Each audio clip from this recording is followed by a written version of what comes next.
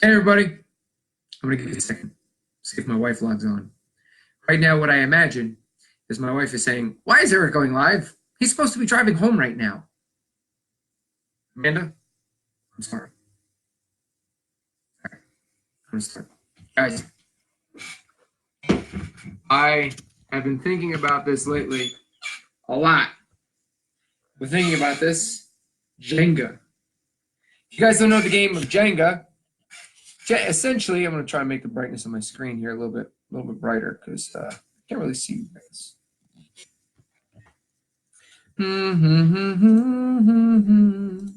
Nobody told me. All right. Jenga. I've been thinking about this a lot lately, and it doesn't just apply to fitness, nutrition. Hey, God, man, it doesn't matter what I list. This applies to literally everything.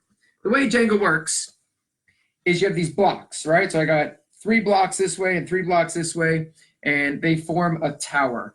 And you put 2, 3, 4 people together, and everybody goes and they pull a block away until the tower collapses. And the person who pulls the last block away loses. And I've been thinking about this analogy a lot lately, especially with all the clients that we're coaching. And really, I think if you can understand Jenga, you can get everything you've ever wanted to get.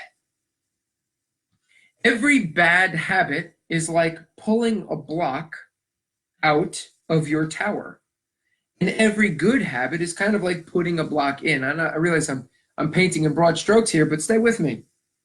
Let's imagine if what you want in your life is to be, these are arbitrary numbers, 180 pounds, to have a 7-minute mile, to deadlift 315 pounds, bench press 225, to be able to walk 20 meters on your hands. You know, we did all these goals that we wrote in my gym here. For those of you that are not members of the gym, we collected 5 goals for the year 2020, and we wrote them down, and she got all these goals. Well, all of those goals, all of those attributes, all those desires, they represent a person.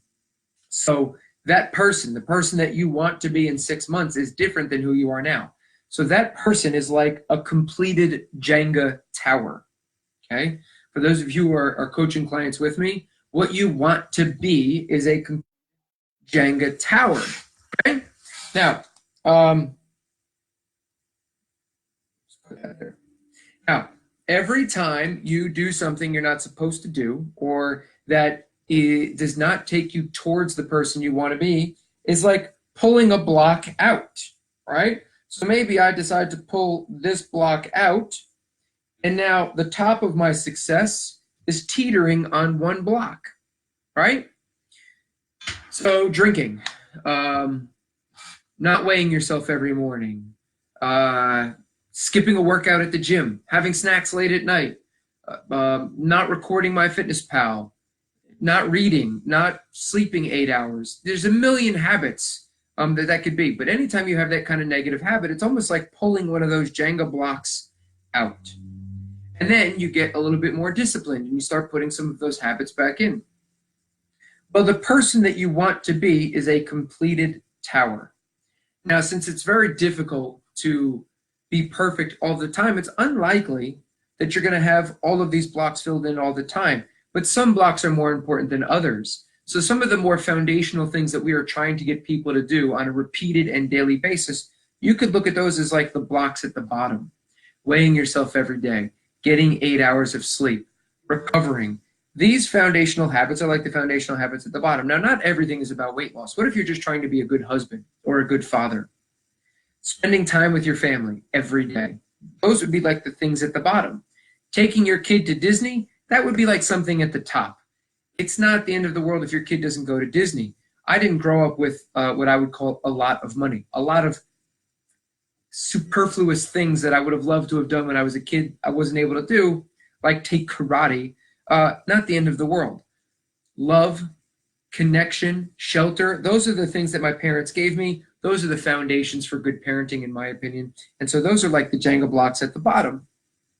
I think it's a lot. And I'm just kind of winging this, guys. I didn't really take any notes here. This is just kind of an idea I want to share with you guys. But I think that, you know, when it comes to fitness or being an athlete, some of those things are at the bottom. Some of those things are really, really important. Weighing yourself every day, knowing what 6 ounces of chicken is, having balanced meals, making sure that you get your amino acids, you get your vitamins, you get your nutrients, you get your protein, you get your fats, your carbs, or if you're keto, that you stick to that diet, or you paleo, that you avoid. So these things are like very foundational.